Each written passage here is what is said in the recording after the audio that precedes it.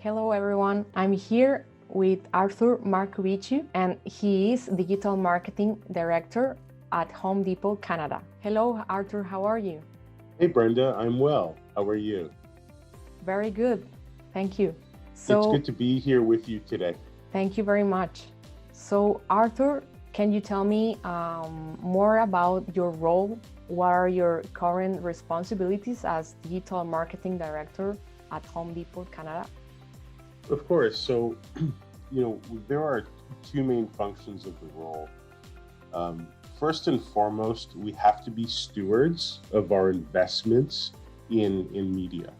So, because we have progressed down the path of moving a lot of our advertising investment into the digital ecosystem, which is the right decision because it's where people are spending all of their time.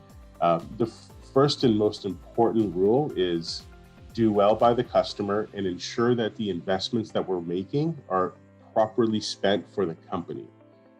The second is we need to be at the technological forefront of customer marketing. And so, because we are responsible for the digital marketing program, we have to take advantage of the technological capabilities that are provided to us and that we can use to create relevant experiences for customers. Thank you. So, what are the main objectives of the company and how digital marketing can help to achieve them? Well, Home Depot strives to be the most trusted, interconnected home improvement retailer.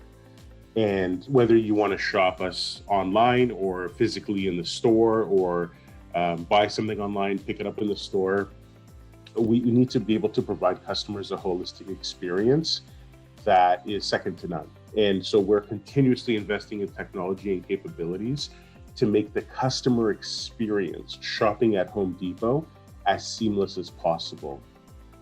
In terms of how does digital marketing help us? Well, really our goal is to connect with customers and people who are going to be customers in a meaningful way so that we can add value to their lives. And we do that through relevant product marketing, and we want to help them through their projects. And whether it's driving inspiration or helping them with their product purchases, we want to be able to support both of those things as a digital marketing program. All right. And how would you explain data-driven marketing and data-driven analytics to someone who is not familiar with it? Yeah, it's a tough one. So I think data-driven marketing is twofold. First, you have to make the right investments in the channels that connect with your customers. So we talked about the digital migration. And if you think about what's happened during COVID, more and more people have moved digital. They've spent less time watching television in the sense of traditional linear broadcast, and they've spent more time on YouTube. They've spent more time on Netflix. They spent more time just searching the web and entertaining themselves online. So we have to be able to follow the customer behavior. And speaking of behavior, the second part is that we have to use these behavioral indicators to make our content relevant to the right people at the right time. So really what's the whole secret sauce of data-driven marketing is that you're using behavioral insight to create relevant advertising that's targeting the right people at the right time. Because the old school of advertising is, well, we think we know what everyone wants to hear and what everyone wants to buy, so let's try and give them what we think they want. Well, we no longer have to think and assume anymore. We now can behaviorally mine the data to make a lot more relevant decision making to help influence people in a way that's meaningful to them. Okay, so can you please talk about the examples of how do you implement data-driven analytics at Home Depot, Canada? The secret to data-driven marketing is really around audience building. It's understanding your audiences, being able to segment your audiences, being able to mine your audiences, being able to behaviorally understand your audiences. For example, someone who is engaging in an outdoor project to build a deck so that they can have some, patio furniture and a barbecue and entertain their friends. is very different than a project where someone is renovating a bathroom. And we have to understand these differences and cater to them. At the same time, people who are in the inspiration stage of looking at outdoor projects or indoor projects like a kitchen versus outdoor projects like building a new garden, we have to be able to cater and understand to these people differently, and it has to be meaningful to them. So the way that we do it is that, we really rely on mining our audience data in a way that we can segment and cluster these people, so that we can identify them and talk to them in a way that's relevant. And we also rely on measurement to ensure that our advertising is working. So there's a few different ways that we do that. First of all, it's holistically through something called media mix modeling, which is a very good practice. It uses linear regression to connect the dots between media investment and sales output. And tactically, we do a lot of incrementality testing. And this is something that I think a lot of people need to get used to. Whether you're incrementality testing a channel like a search or display or Facebook, or you're incrementality testing a campaign, the idea is for us to hold out a group of people that will not receive the advertising so that we can measure their behavior versus a group of people that is receiving the advertising and understand what is the incremental impact of the advertising that we're putting in market.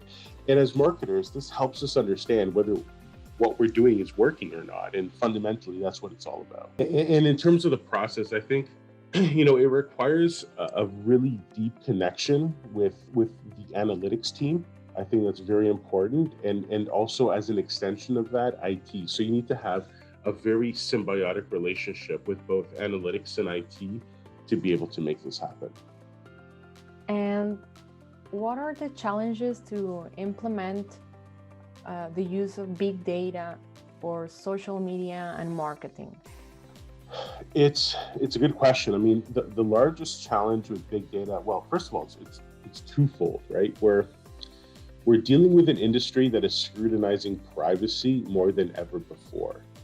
And there are long-term implications to people identification tracking. So whether we're talking about the future of the cookie, the ability to identify users at a personally identifiable level over time, there's a lot of uncertainty around the future with respect to tracking. And really a lot of the really cool behavioral things that we're able to do through online marketing is because we're able to track people in a relatively anonymous way. And if that goes away, we're going to lose a lot of our secret sauce. And I think the second challenge is that technology platforms like Google and Facebook have built this idea of walled gardens. In other words, they've created an ecosystem that is siloed so that if you want to understand someone's behavior and want to target them on Facebook, you can only connect the dots on what they're doing in a way that is able to invest in that marketing program with Facebook. I cannot take Facebook data and move it to Google. I cannot take Google data and move it to Facebook. So these silos and these walled gardens there's a claim that there's privacy implications, but I think that the Googles and the Facebooks of the world are just trying to solidify their competitive position to create their own monopoly for advertising. And so that is a very significant challenge as a marketer, because you're agnostic to the technology platform. I don't really care if I'm advertising with Google or with Facebook. I want to connect with my customers in a meaningful way. And I want to connect with them across all the platforms in a way that can be cohesive. But these technology companies are creating barriers for us not to be able to do that, so that they can protect their own monopolistic interests in the entire industry. Thank you for your thoughts. And also, I wanted to ask you, over your experience, what is the best advice you have for students trying to enter into digital marketing and data-driven analytics? The best advice I can give you is do the hard work. Understand your craft technically, and don't just live and exist on buzzwords and assume that you know anything. you really have to roll up your sleeves and understand the platforms, understand how data moves, understand the implications, do testing. You have to spend time to uncover the inner workings of audience marketing and media buying and media measurement. And it's hard. It's not an easy practice to do. And a lot of people will scratch the surface of this topic and then claim that they're experts because it's a very hot topic in the industry right now. It's a very hot place to be within marketing. But don't be one of the people that just understands the surface. Dig deep and really become specialized and understand your craft in a material way. And have a natural curiosity, and don't be afraid to ask questions that may provide you answers that you're uncomfortable with, particularly around the future of privacy and customer tracking. So my advice to students that are in the field and want to really progress in this space is be technical and understand the technical requirements and understand the way that media is purchased and the way that people are being tracked in a material way. Don't just read a couple of blogs and assume that you know. Spend your time and learn your craft, and you'll be very good at this. Thank you very much, Arthur, for your thoughts and ideas. We are very glad to have you here with us. As am I. Thank you very much, Brenda.